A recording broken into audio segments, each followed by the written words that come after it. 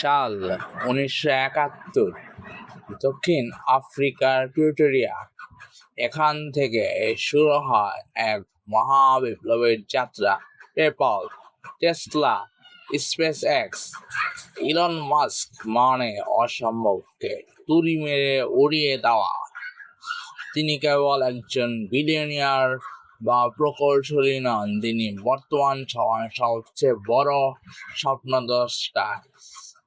পৃথিবীকে বদলে দিয়ে এখন 4 লক্ষ মঙ্গল গ্রহ। ইলন মাস্ক, যিনি ভবিষ্যৎ দেখার অপেক্ষায় না থেকে তা নিজ হাতে গড়েছেন।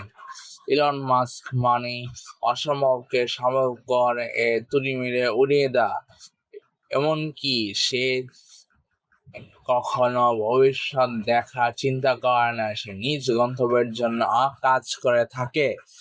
যার ফলে তিনি আজকে এত সফল উদ্যোক্তা হয়ে উঠেছেন। যার ফলে তিনি আজকে এত সফল উদ্যোক্তা